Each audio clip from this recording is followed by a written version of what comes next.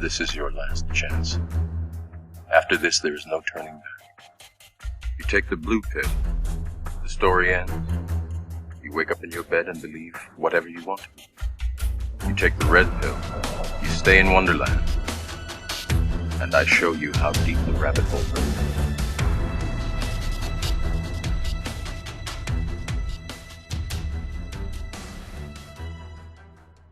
All right, well, welcome to Red Pill Nation, Daily Dose of Reality. I'm your host, Nathan Davis, and back with us from a long hiatus is Johnny Henderson, the founder and director of Red Pill Nation. How you doing today, Johnny? I'm tired, I suppose. How are you, Katniss? I'm fine. Yeah, still with the Katniss, really? Yeah, we're never letting go of that. Great. Ever. Great. I feel loved. I really do. So how was your vacation? It was exhausting. I'll have to go back to work Sunday so I can get some rest. So you go back Sunday? Yes. I've been up since first thing this morning, cutting wood, dragging logs out of the wood. Took Gabby to drive, and that sounds scary. Gathering stones for a project I'm doing in the yard. Nice. So, been very, very busy today. And every day's been like that from the time I get up to the time I go to bed. Well, you took a vacation to work. That's pretty much what it seems like. In the, 10 days I've been away from the show that you've been belly aching and crying like a widow. I've been to a Scottish festival. Yes, grieving his heart out. Oh, really? Scottish festival. Been to a play. Been camping. Been Bigfoot hunting. Let's see, what else? Taking a break from you. Well, that's a given. Yes. I've just been crazy, super busy. Worked on my dome somewhat. Nice. Well, I want to say thank you for joining us tonight. I know, you're tired, and I do appreciate you taking the time out and joining us on the show. Yes, I was tired. I started to not do it because I told you that I wasn't going to be back till Wednesday. But, since I went ahead and got my dog walked early, I figured I might as well. Oh, thank you. Oh, he takes precedence over you and everybody else in this nation. He really does, and it's sad. I mean, I thought he was, when I was visiting, I thought he was asking to talk to his daughter, because he's like, let me talk to my baby. And he was talking about his dog. It's very sad. My one true love. Yes, I can tell. And he's He very... didn't vote for Obama. Do what? He didn't vote for Obama. I think he did. He's that sadistic. Mm-mm. He's black and he didn't vote for Obama. That sounds racist, Johnny. That really does. I am not racist. I don't watch NASCAR.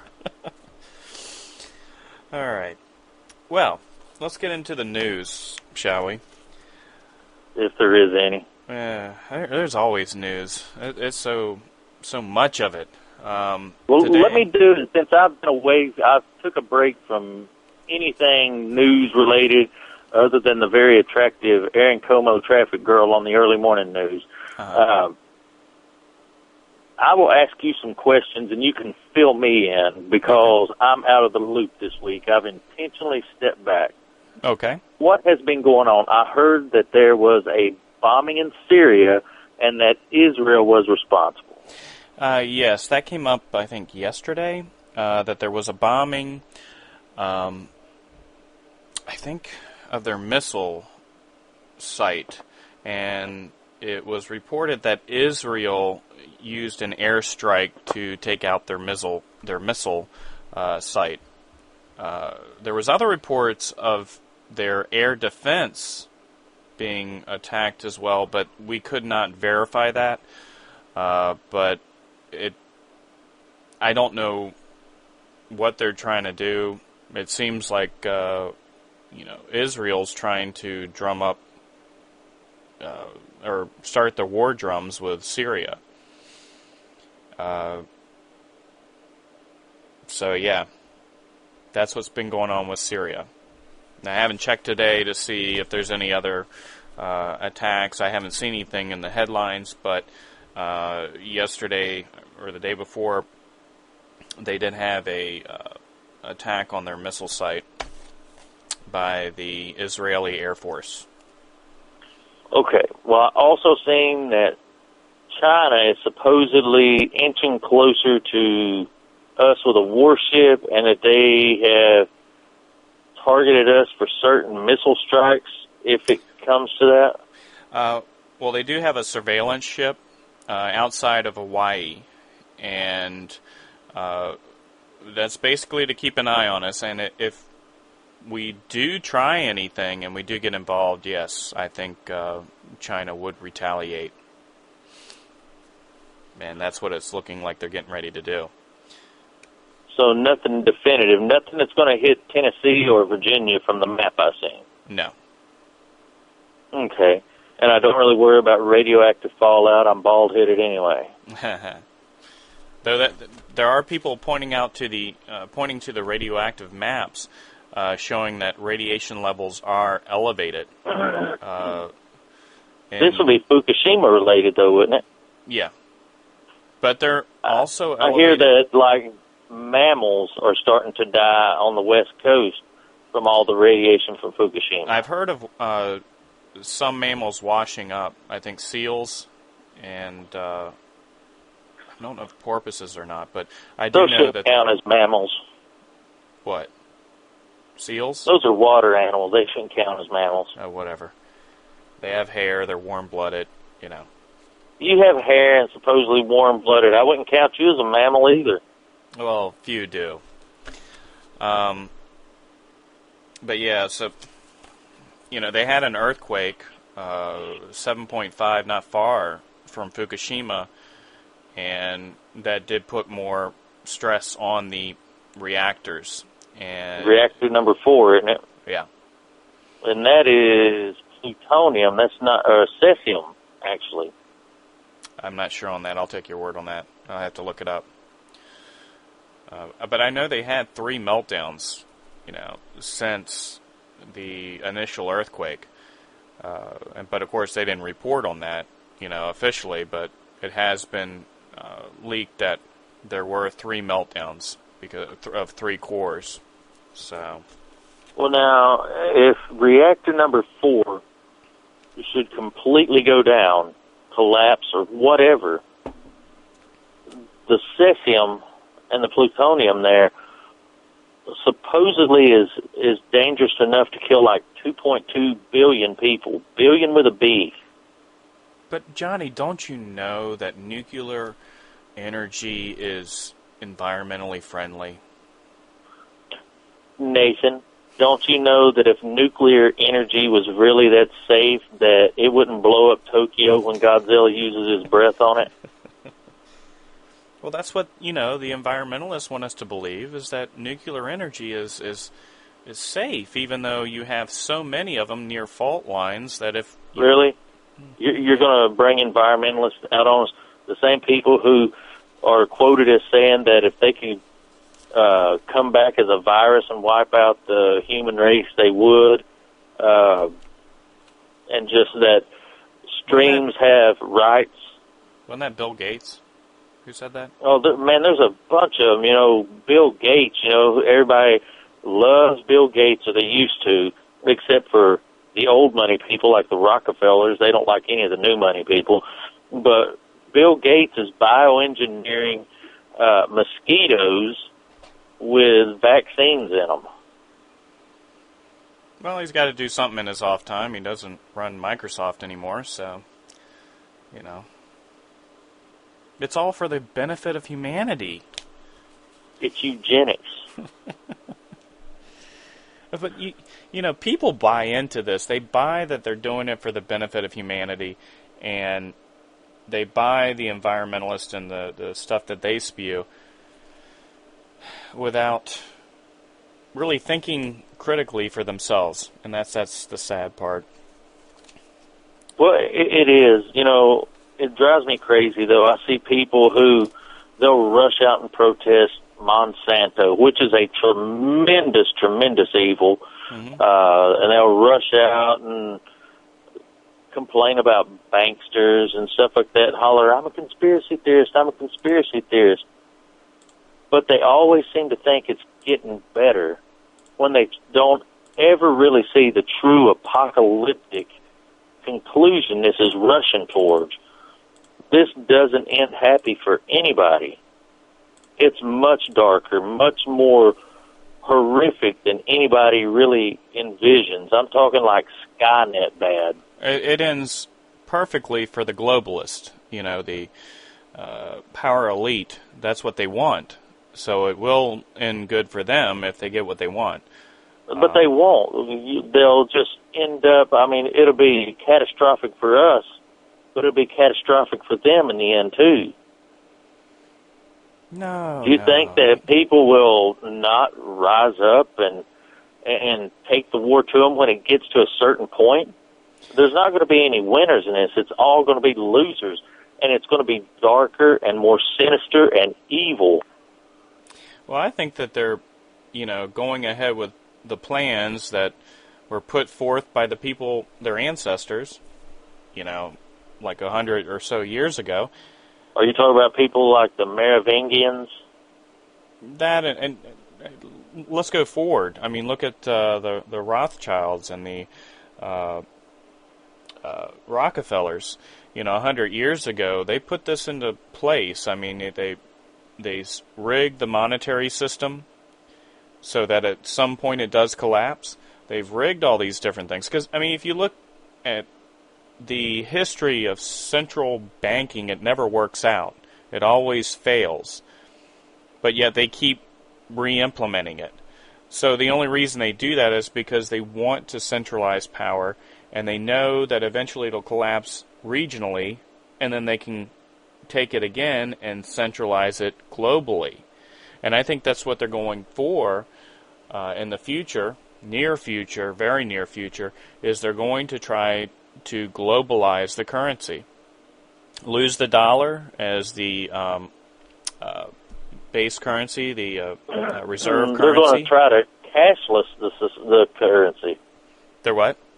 They're going to try to turn it into a cashless society. Well, they're going that way, but you still need some kind of, reserve currency, whatever you want to call it. And they're going away from the dollar. And they're going to go for a global currency. That will be the next step. But I don't trust any of these people. If they were just greedy people, I would not be as concerned. But these people are occultists. Mm-hmm. Literally occultists. Well, people didn't you just... I got a text, I think it was days after you sent it, but watch Now You See Me. Yeah. Now, wasn't it full of occult, illuminated symbology? Have you seen it? I have not yet. I had it here to watch because I was told that it was just full of icons of evil. Well, I think, from watching it, I think it was more or less somebody warning us about, or trying to put it in a metaphorical context that people could understand. And yeah, there was the Eye. That was the group that these magicians were contacted by. They met in a hotel, and they were shown all these blueprints. They were given this inside information, and from that, they set up their shows, and they had to follow the plans that were put before them to unlock the secret of the Eye, to join the Eye. And it very much mirrored, the concepts of the Illuminati or the New World Order or whatever. And it just put it in a kind of a neat box, of using magicians instead of this whole global setup that would be, confusing to some. That I think this was just trying to show people what was really going on. And I think if you don't read anything about it, conspiracies, or if you don't know about the Illuminati or New World Order or anything of that nature, there would be some plot points that wouldn't make sense. But, Johnny, if you watch this, you would really get it, and I think you might agree with me that this is some kind of warning by somebody, one of the writers, that, this is going on. This is the reality of what's going on with the entertainment industry, and, I would like you to start looking at a website called Pseudo Occult Media and Vigilant Citizen. I've heard of Vigilant Citizen. I've actually read some of their stuff. They are very, very informative. Yes, Vigilant Citizen has a YouTube site, and I've watched a few of their videos. Not just YouTube. They've got an actual website. Oh, I know. And a Facebook page. And I watched about the Bohemian Grove, and it's so funny because people think that's a conspiracy. They think that's a conspiracy theory when, there's an actual place. They actually have these rituals. It was recorded by Alex Jones. Of Care. Yeah. And Care was a god in this scenario. It's not like, care, like I care about you. But they had Alex Jones and his documentary where he went in there and recorded the ceremony. Having a mock human sacrifice in front of this 40-foot stone owl that allegedly represents Moloch. Right. Now, I thought Moloch actually was represented by a bull, but I could be wrong there. It could still be Moloch. But either way, it's a pagan idol that they're doing this mock human sacrifice. And this is your Fortune 500 company executive officers, politicians, presidents, government officials, and they have rampant homosexual festivals there, pornography actresses and actors, allegedly child molestation there, pedophilia groups, and it's amazing. I've heard that there's many, many, many people who have disappeared in that area at the same time that these festivals are going on. And they're never found, they're never really searched for, they just disappear and lost to history. And it makes you wonder, because you've got these political figures, you've got people in power involved in this activity, and it's documented. It's not something that's conjecture or, rumor. There's actual documentation that this is going on. And it makes you wonder, what in the world are they doing? Why is this important? Why do they have to do it annually? And Richard Nixon was there, and he was quoted as saying, "That was the faggotiest thing I ever seen." Those were the words of Richard Nixon, not mine. Yeah, he was there with Reagan. Reagan went there as well. Danny Glover's a member. Clint Eastwood's been there. Just about everybody you can think of. I'm not saying that everybody that goes there is a bad guy because it's an expensive men's club, but there's definitely more going on there than is ever told. Weaving spiders, come not here. Mm-hmm. Well, look at the Bilderberg group. People believe every year, that's not different location. Huh? But yeah, every year, it's in newspapers around the globe.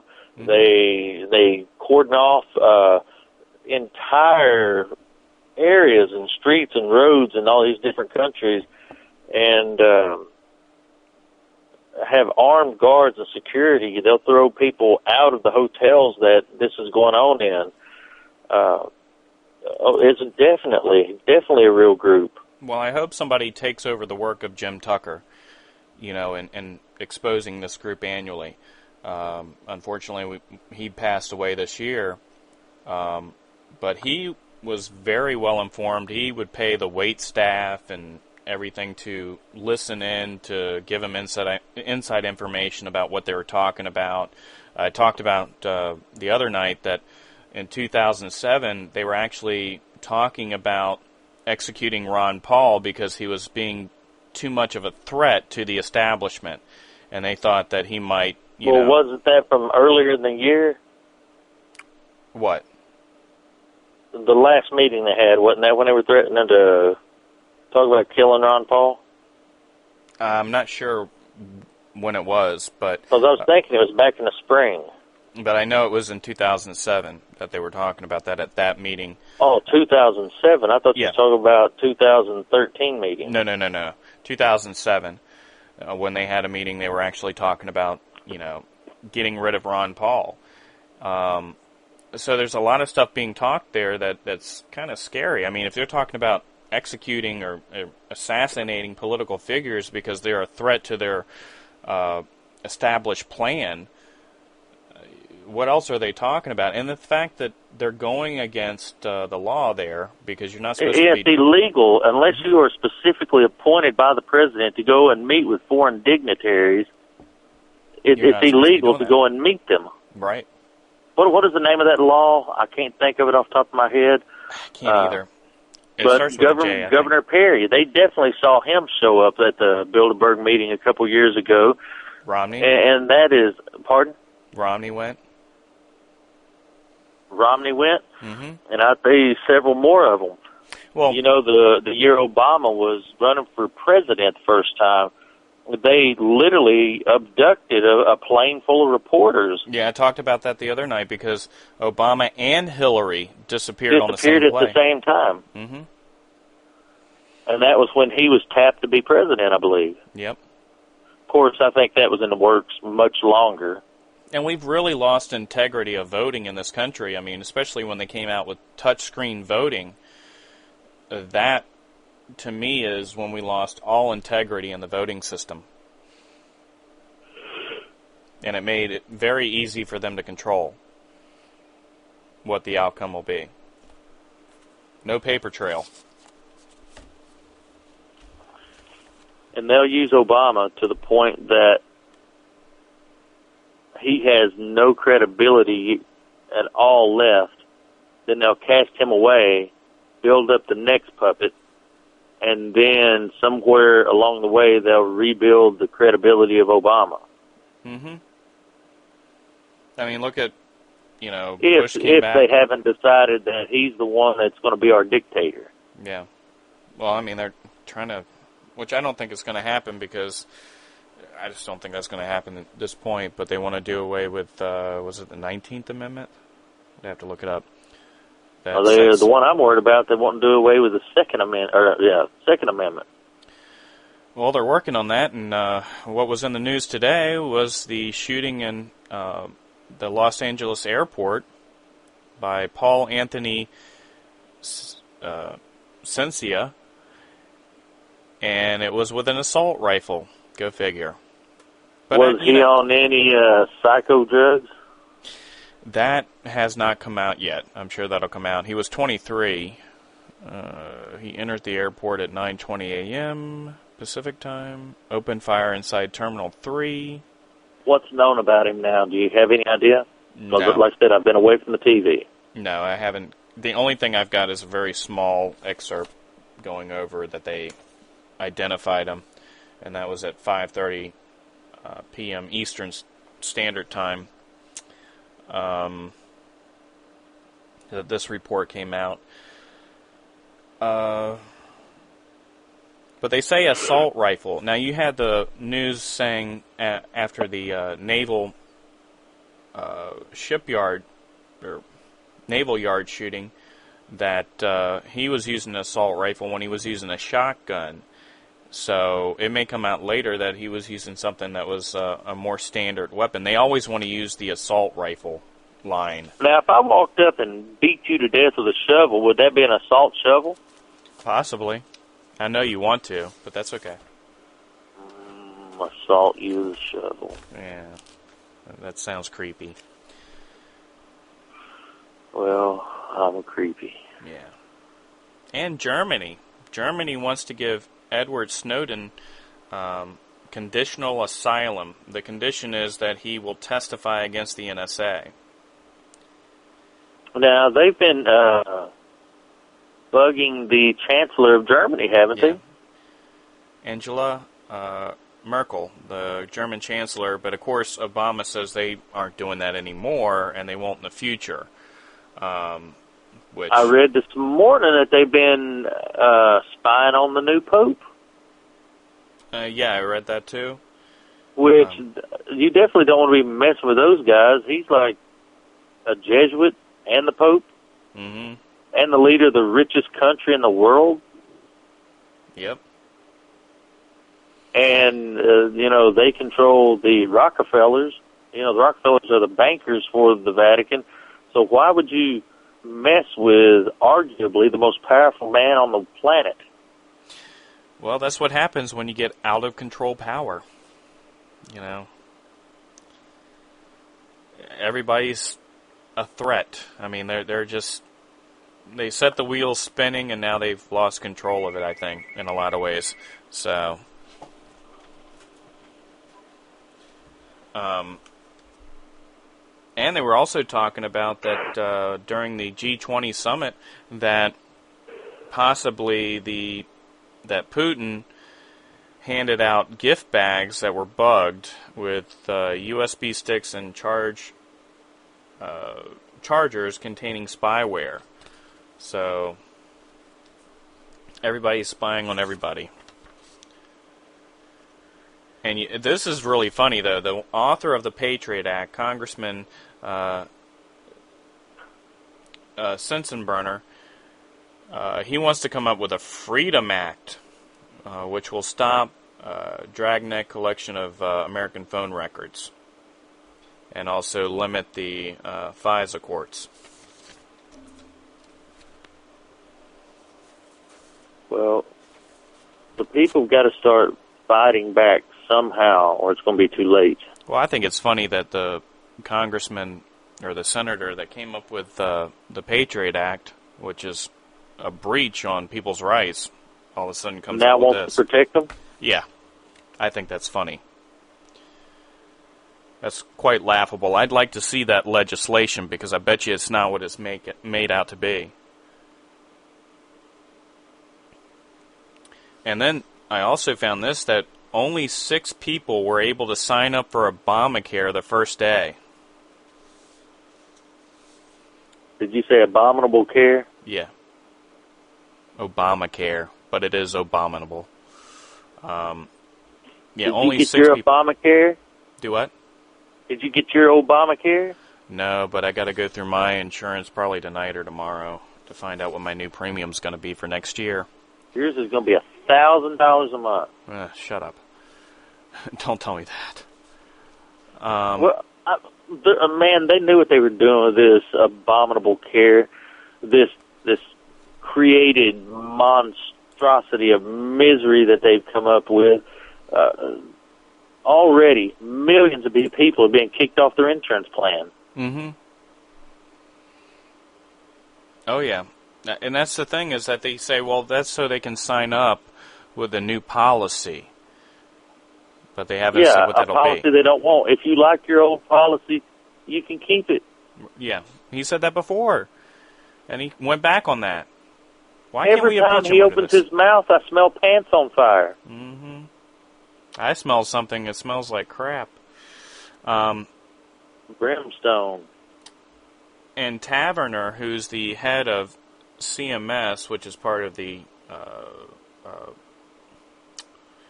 Health and Human Services, she's under whatever the heck her name is.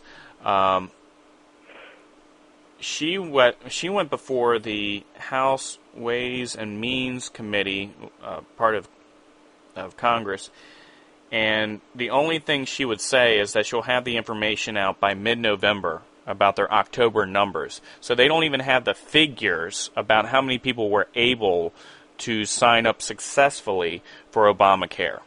Well, it takes a little while to figure out a good lie. I know. So she went before a committee that they were up there for 3 hours, and the only thing that she gave him was, we'll have the figures by mid-November. So she had no information when she got there. How convenient. Are you talking about Sabelis? No, not Sabelis. This is the one that's under her. Her name's Taverner. And she was up there earlier this week talking about her involvement, and they kept asking her about figures, but she wouldn't give them any information because she didn't have any, anything to give them. She said it would be out in mid-November. Shameful. And this I found, which is a German man, he came up with this. It's a huge, it's about the size of a smartphone. It's a chipboard that he put in his arm, and it gives a snapshot of his, temperature, vital signs, all that. So basically, you don't have to go to the doctor all the time. You can just have it from this chip sent to your cell phone, and then it, you can send that to your doctor. And this is much more invasive than the little chip, the RFID chip. This thing is, it's like the size of a phone. It's ugly. But he implanted it under his skin, under his left arm, and that monitors your vital signs. Now, if you come up with something like this, you could alter that to actually affect your vital signs. To definitely manipulate it. Mm-hmm. That's some scary stuff. Oh, in your state, in Tennessee, get ready for this. Cops are swapping out patrol cars for big rigs to catch texters. So they're going to be in big rig trucks watching for people texting. Well, that don't affect me. We don't text and drive. I know, but that, they're going to cause accidents. Somebody commented on that they could cause accidents because they're looking down, looking for people, in cars while they're driving down the interstate. It's a good way to rear end somebody. Well, it is, but truthfully, and think about it, it's definitely an abuse of power. Mm-hmm. But if somebody's texting and driving, they are just as likely to kill somebody. It's dangerous, man. There's got to be a happy medium there somewhere. I agree, but I think that, having the cops out there just patrolling for that, I think is a waste of tax money because you're not really going to catch that many people. And then it comes into interpretation. If somebody's dialing a number real quick to make a call, that could be interpreted as a text. Or me, I use my phone for the radio. I have a radio app. I could be turning that on, and that could be interpreted as a text. So there is abuse of power there. And then when you have do you text and drive? No, I don't. But if you have police officers in these big rigs, they could use that to do all kinds of stuff. Spy on people doing all kinds of different things. So I think it's a big negative. I think, information like these commercials that they have out, informing people of the dangers is a benefit, and that's preventative, because they're showing people that, hey, people die because of this. It's kind of like the campaigns for drunk drivers. You're not going to catch all the drunk drivers, and you shouldn't have the police out there willfully patrolling for it, because that's a waste of tax dollars. You're not going to catch them. And you shouldn't have checkpoints, because when you have that, that's a violation. You're stopping people that are not breaking the law. Law-abiding citizens. Right. So it can lead to some major abuses of power here on that. Yes, it can. And then in Colorado, the pot law just announced another excuse for confiscating wealth. People are upset about this because they're talking about a 25% tax on the sale of marijuana. 15% going to schools, 10% going to marijuana enforcement. A lot of people are pointing out that beer is sold with a tax that's in Colorado that's 8 cents a gallon. So they want something that's comparable to the tax on beer or alcohol. Well, people pay almost that ridiculous amount for a cigarette. And if they're going to buy a pot, illegally from somebody, they'd pay a tremendous amount for a bag of weed. Yeah, but I think that it's still, an abuse. I mean, I think that it should be reasonable. I don't think that they need that much for enforcement, because then they're still using an astronomical amount of money to enforce these laws. Are you a pothead? No, I'm not a pothead. But I do... Well, I was just wondering. I'm thinking about sensible, reforms for this. I mean, if you're going to create a law that legalizes something, then you should do it responsibly, and you shouldn't, I mean, like cigarettes. I don't smoke, but I used to. I don't anymore. But well, I'm glad you don't. I think that, the heavy taxation is abusing people, because a lot of people that smoke are in the middle class or, at poverty level. And here they're paying so much for a pack of cigarettes. I think it's taking wealth and transferring from the poor up to the rich. And then you have like a law here where you can't smoke in any buildings or anything like that, and I think that affects property rights. I think it should be up to the property owner if they want to allow smoking in their facility or not. I think it should be criminalized, and you be run through a tree mulcher if you're smoking a cigarette around somebody. Well, that's not very, constitutional of you.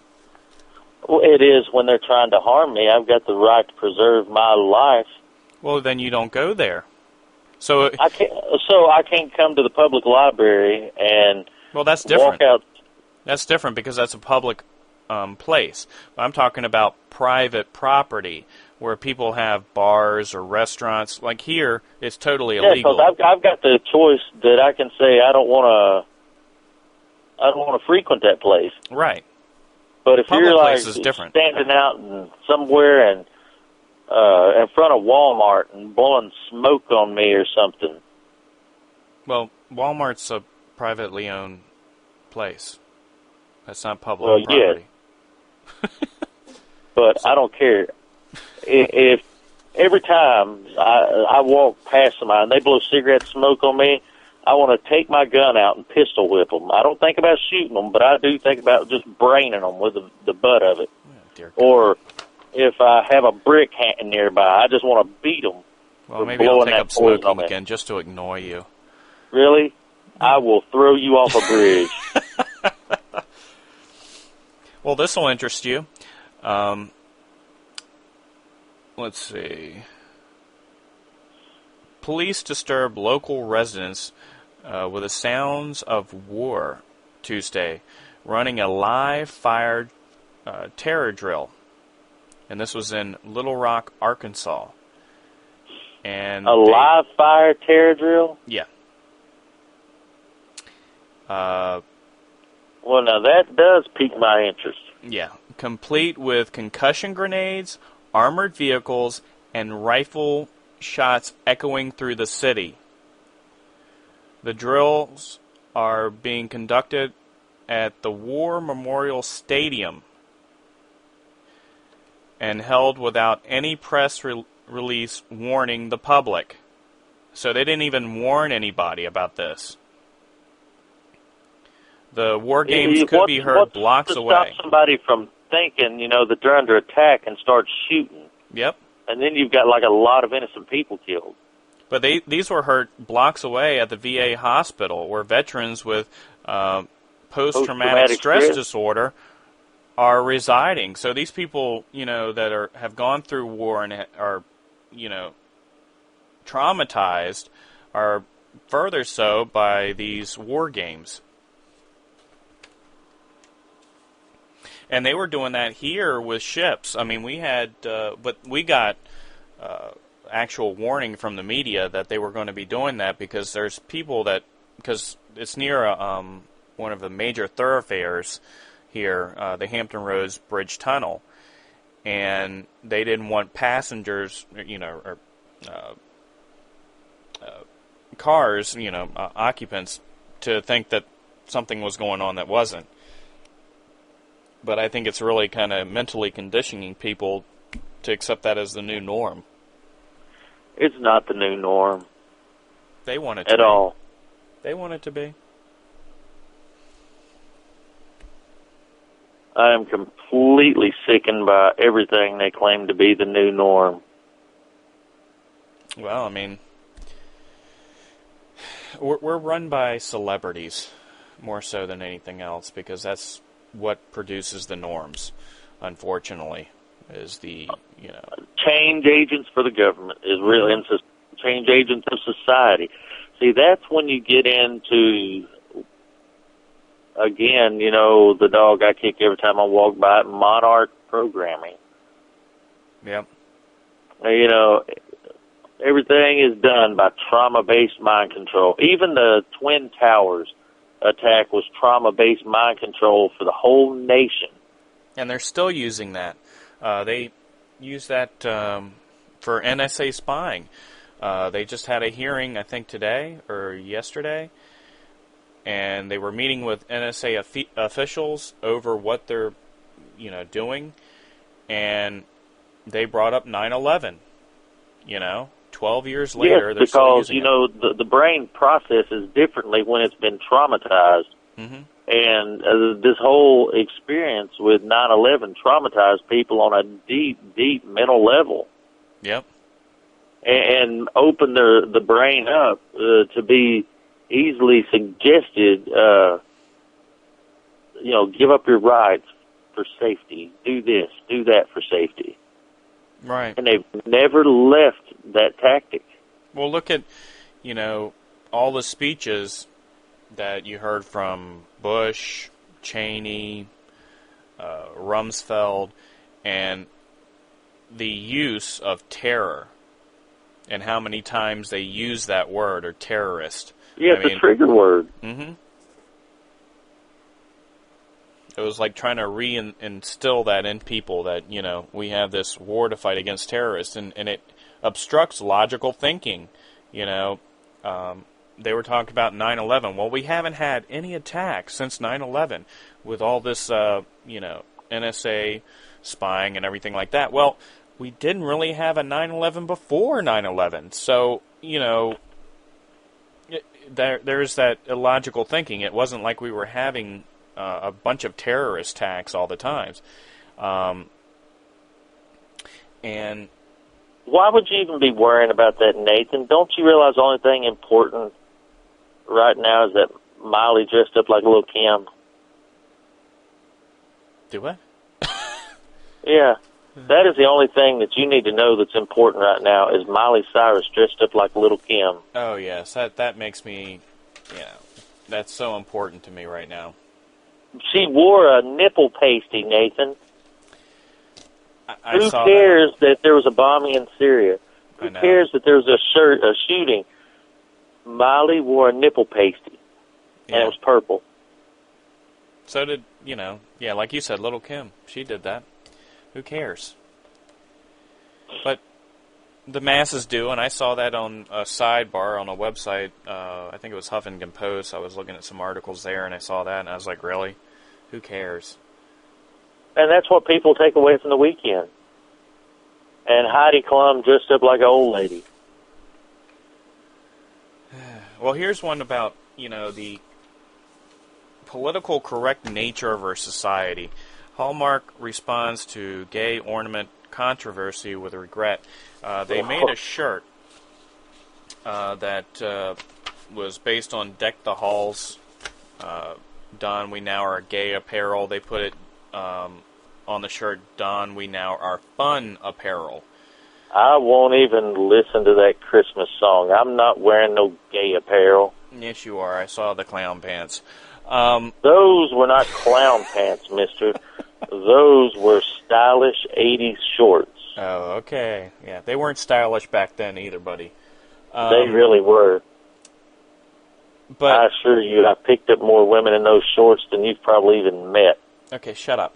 All right, so my point with this is now they're having to apologize because they took gay out.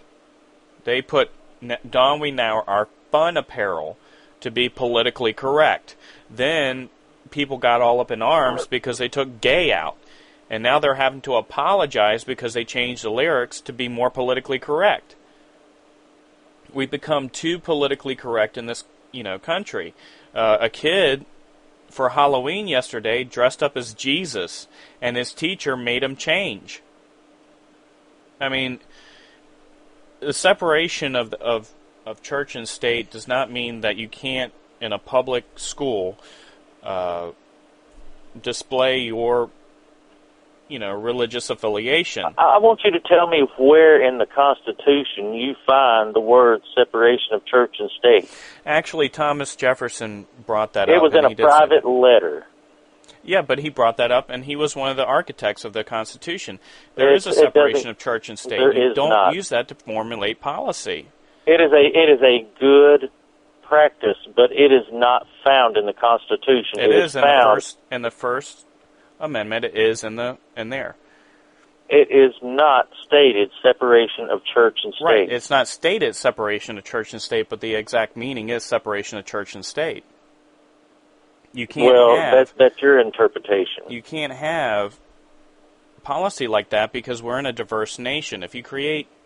We weren't in a diverse nation when the framework of the Constitution was put together. But they knew when they framed it that what they were creating would create a diverse nation because they would get people. So you think they knew that we were looking at a time when you would have rampant feminism and homosexuals just marching in the street and people wanting to murder children? That they would want to just be an atheistic society to where you couldn't even mention God in a public place. But that's separation of church and state. That they shouldn't use that's that. One of the places where hold on. They shouldn't use that. You. Hold on. They shouldn't use that. Atheist or anybody. They shouldn't use public policy to condemn somebody of their religious behavior on a public property because we're all citizens. So you can't bind somebody by the law and say that you can't do this. With a school system, if somebody comes in and they display their religious affiliation, that should be fine. The schools were originally created to teach the Bible, right? Public schools? Yes, public schools. You know that Harvard, the men's dorms were actually originally, I believe it's Harvard, it's one of the big Ivy League colleges, was originally the dorm name Matthew, Mark, Luke, and John. Okay. Well, many of the, founding fathers, half of them actually were either deists or atheists. You did have the other half that were Christian. You need to go back and do some more research, Nathan, before half of them all were. I did do my research, Johnny. Come on. Half of them were either deist, which was being agnostic now, or they were atheist. You had the other half that were Christian. And so they knew that the nation was diverse because they were diverse. They weren't all Christian. You should go back. I'm not even going to debate this with you because it would just cause an argument between us. But I'm not going to argue. This is one point that you are wrong as King Kong. And if I weren't tired, I would actually bring the thunder on this. Uh-huh. All I'm saying is that, like, Thomas Jefferson was a deist, and I'd have to look up all the different ones that were. I think Sam Adams was a deist. I can't remember the other ones that were, but in that fact alone, they wanted religious diversity in the country, or they knew that there would be. I mean, like they knew slavery was going to end. They knew that the time frame for slavery was not going to be long. So Yeah, I mean, the First Amendment has been upheld several times within the Supreme Court as stating separation of church and state, but I think it goes overboard, is my point. You can't step on people's rights to display their religious affiliation on public property, whether it's public school or not. So that's where the problem lies, is that when somebody comes into school and they have a church that says, I love God, or if they write a essay that says, God is my hero, or Jesus is my hero, that should absolutely not be their right. That should be their right. I'm not against religion, in any shape or form. I think that we have to understand that we are in a diverse country, and we should use common sense. And that's why we're a weak nation, because we've placated or pacified and placated too many diverse groups out there. Right. Well, look at, You should know, Nathan, I'm not even remotely politically correct. Well, I know that. I don't believe in political correctness. I think it's wrong, because people should be able to say what they want, whenever they want. That's their right. And I think that there should be just some common sense when it comes to policy creation, because we have to be mindful that there are many people in this country with a diverse, religious affiliation. And you can't sit there and bottleneck it into, well, this is the way it's going to be. I think they go overboard with the gay rights situation. I think that, I understand that churches are afraid of their rights being stepped on. If they say, we're not going to host a gay wedding here. I think that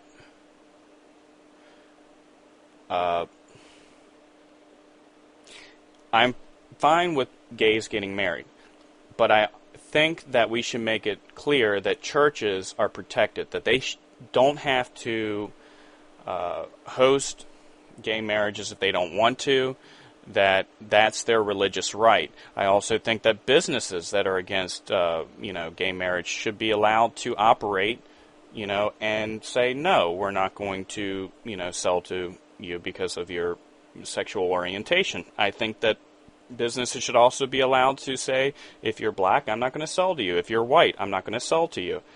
If you're an interracial couple, I don't want to sell to you. That should be their right in the private sector. And I think people... If I owned a business, I'd sell to whoever I wanted to. Well, that's your right. But the thing of it is that we've become so politically correct that everything is racist. And my remarks previously would be conceived as racist because people don't understand. They've taken it too far. You can't, like the Civil Rights Act. The reason I would be against that is because, you're not going to change the mindset of somebody who owns a business. If they don't want to sell to somebody because they're black or because they're white, forcing them to take that sign down isn't going to change their mindset. So if I go into a business, that doesn't agree with my marriage, I want to know that before I enter that business.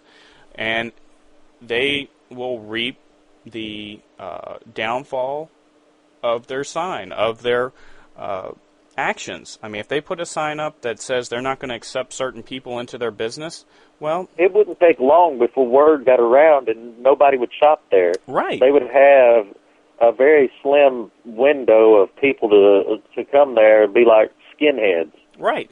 And that's the thing, is that's the private sector taking care of itself. You don't need a law to do that, Morality will step in.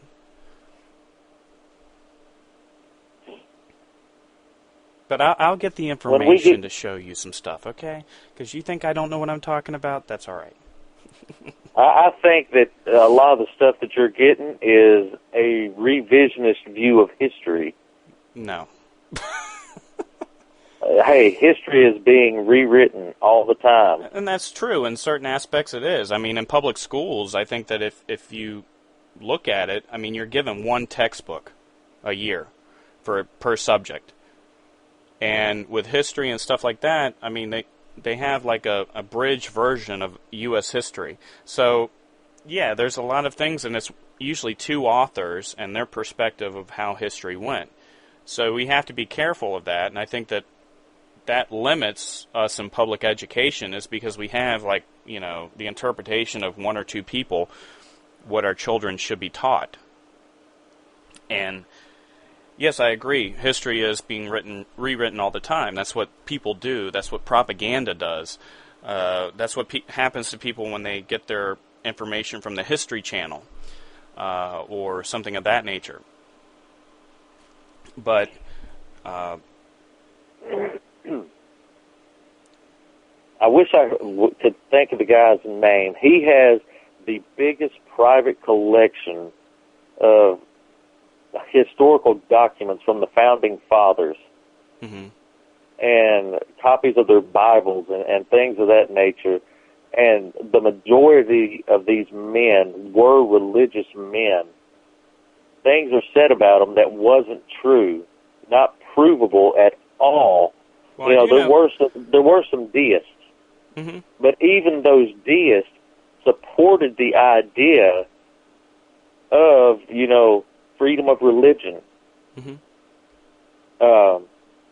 But you have to have a separation there, because if you don't, you have like the Inquisition. It is a good principle, but people run crazy with it. Most of our laws are based on the Ten Commandments today. Moses is on the Ten Commandments courthouse. Well, see, or not the Ten Commandments courthouse, the Supreme Court. I think even without the Ten Commandments, that the humanity would create morality of that same type. I mean, unfortunately, people but all of them, almost all of our laws are based on the Ten Commandments, and that's more than likely true. But the thing of it is that it goes overboard. You know, I think that you can have extremes on one side or the other. You know, and I think you always do. Now, if you had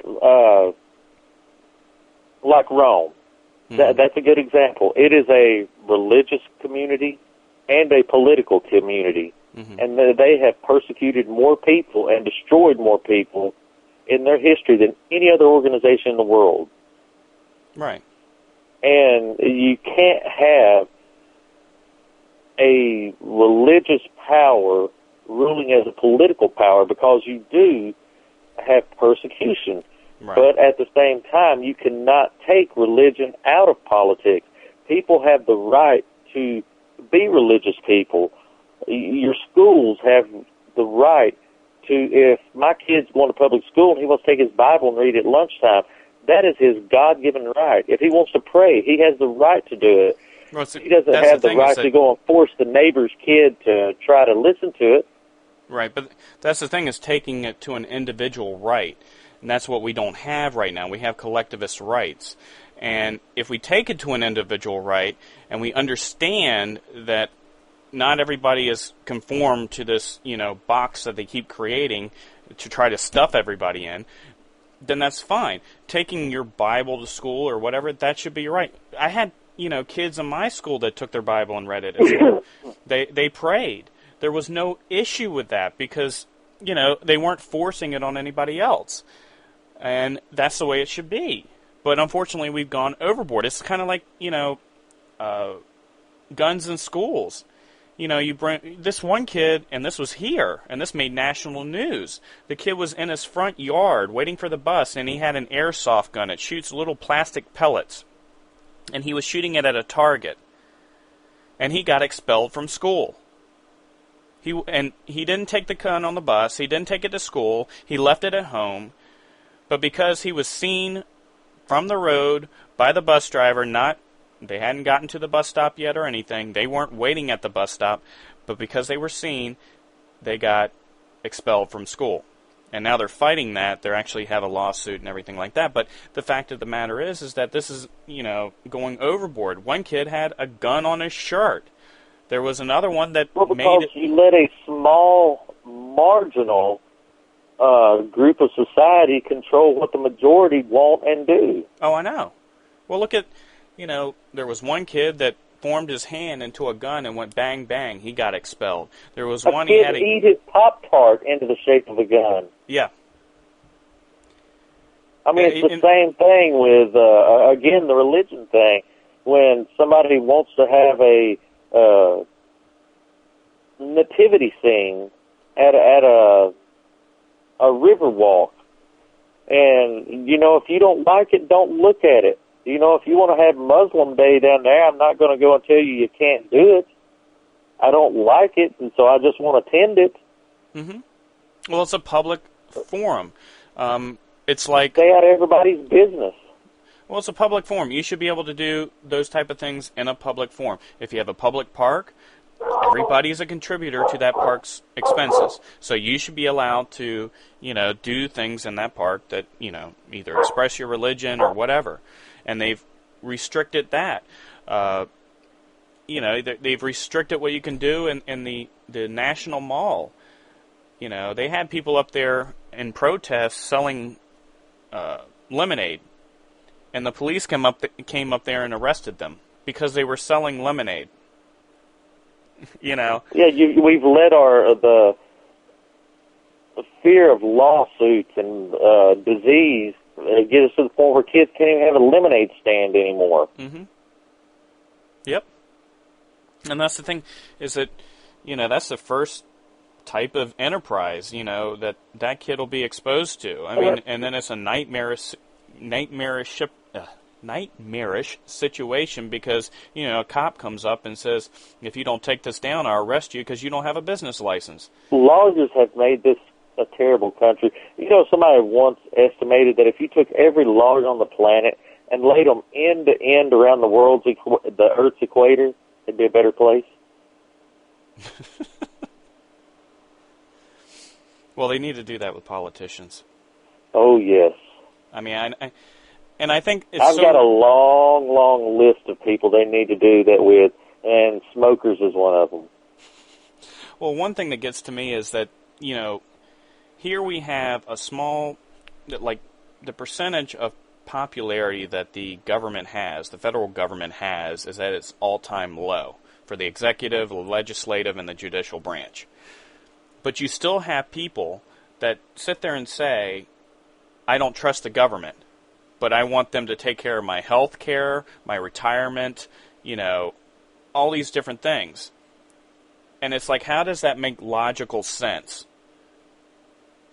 You know, you're taking the power of your life and giving it to the people that you have the least effect on. You know, all they should be in charge of is building roads and defending the country. Right. It used to be a republic, and the reason it was a republic was it still a republic. Well, not anymore, not to them. It's a, you know... I don't care what it is to them. We are a constitutional republic. Democracy is, what is that old saying? 2 wolves and a sheep arguing over what's for dinner? Mm-hmm. But see, that's the thing, is that that's what they've designed it as, and the masses just go along with it because they don't pay attention. What were you saying? I don't know. I just strayed off and I was thinking about all these godless heathens. Well, what bothers me is that we were a republic. The semblance of what we have now is not. If you look at government and what it is now, it's not. But it used to be a republic to cap power. They could not funnel power to the top. Now we have this big mushroom cloud because they've taken and built all these agencies to control everything. And then you've got Obama with all these czars. And they call them czars. I'm like, really? Like the Caesars? So that's all a czar is a Caesar. Mm-hmm. Well, that's what they're called. I mean, because you always had the war czar, the drug war czar, and now he's created all these different cabinet positions and, you know, appointed all kinds of people, and they're czars of all kinds of different things. Well, I just know that we have 3 years and 3 days left. Hopefully. Yeah, hopefully he don't Castro himself into permanent power. Or we get, like, Hillary in there, and then, she continues it. Yeah, like that wouldn't be like having cancer and heart disease at the same time.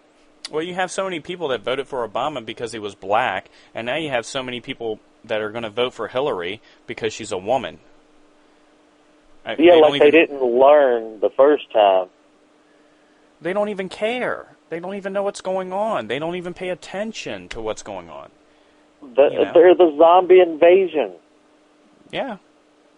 We're worried about people that die and come back to life. I mean, these people are just walking around mindlessly glued to their phone or whatever. Hillary Clinton is a cult spiritualist who is a reported lesbian, monarch, sex slave, madam, who was significant in ordering the murder of the Branch Davidians.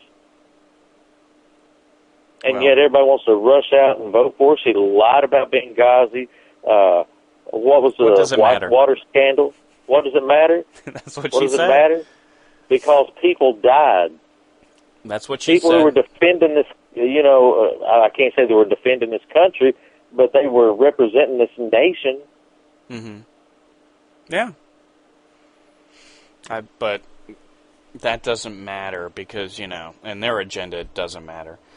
And she even said it right on national TV. No, because we're just chattel. Yeah. We're Soylent Green. And somebody's come up with a food called Soylent. Really?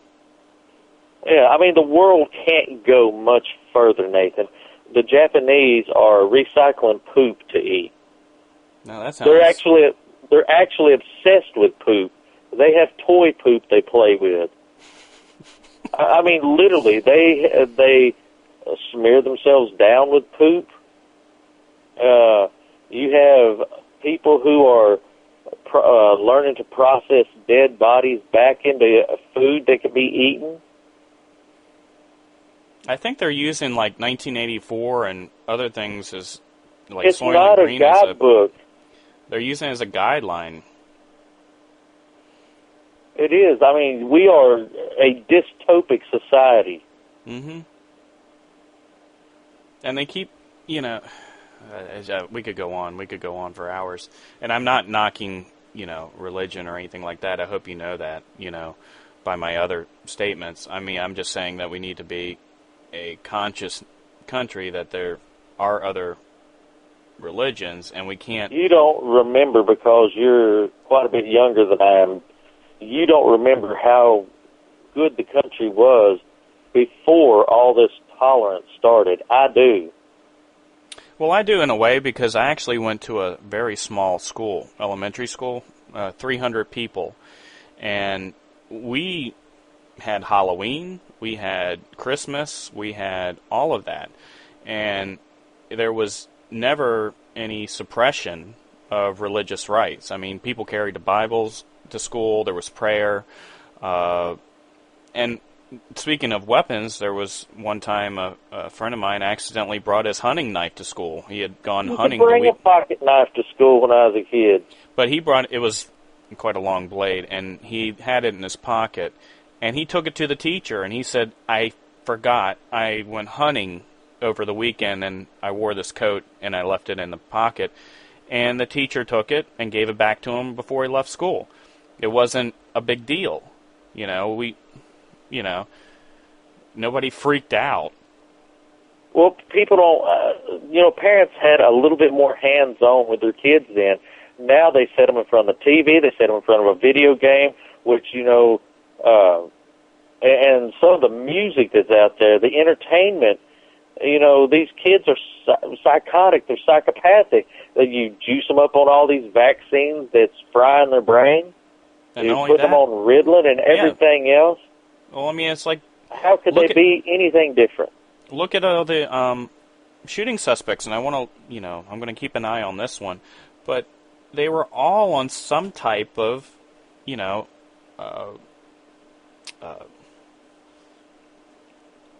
like Ritalin or some other drug. Prozac. Prozac. And Yeah. antidepressant. They were on some type of antidepressant. I mean, that's a scary thing. That, here this is an accepted form of a drug, and people take it because a doctor prescribes it to them. I mean, if you go to a psychologist, all they do is pull out their medical pad at the end of the session and just fill out a prescription for you.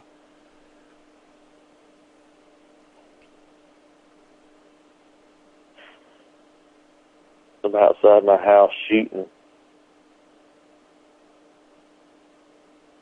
Everything all right? I guess it is. Is it pretty far away, or is it close? It's close. It ain't like right in my front yard, but it sounds like somewhere up the top of my hill. You know where I live. Yeah. Well, they just keep it up there because I'm heavily armed and licensed. I know. That's another and a thing. good shot. I'm sure you are. I don't want to find out the hard way. I mean... Well, for all my bolstering, being a Christian, I would never actually want to shoot or hurt anybody. Mm-hmm. So I'm actually the right person that you would want to have a gun in a situation, in a public place, because I joke around a lot, but as a Christian, I wouldn't want to hurt anybody. I'd go out of my way to keep from shooting them. But if it came to it, I'm a good enough shot that I could hit who I was aiming at. Well, look at all these shootings. A lot of these shootings took place in gun-free zones. And that's supposed to protect people because criminals, obey signs. Well, that's true. Nathan, you realize that this show has gone on almost an hour and a half? It's gone on for an hour and 12 minutes. Well, that's almost an hour and a half. No, it's not. God. All right, well, this has been an interesting debate. I want to say that thank you for coming on tonight, and I want you to know I don't have anything against anybody's religious affiliations. That my point is that well, if I thought you did, I would have you shot out of a cannon or thrown naked out of a Lear jet. Do what? I said if I thought you did, I would have you shot out of a cannon or thrown naked out of a Lear jet. Well, you know me better than that. You know me better than that. So.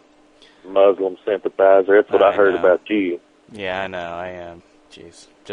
Yeah. That makes so much sense. But anyway, so yeah, it's been an interesting show. Thank you for coming on, and thanks for listening, everybody. Have a good night. Do you want to say have a good night? No? No, I don't. I want them to have a bad night because they voted for Obama. But I guess have a good night. Wow. You too, Katniss. Whatever, bye. This is your last chance. After this, there is no turning back. You take the blue pill. The story ends. You wake up in your bed and believe whatever you want to. You take the red pill. You stay in Wonderland. And I show you how deep the rabbit hole goes.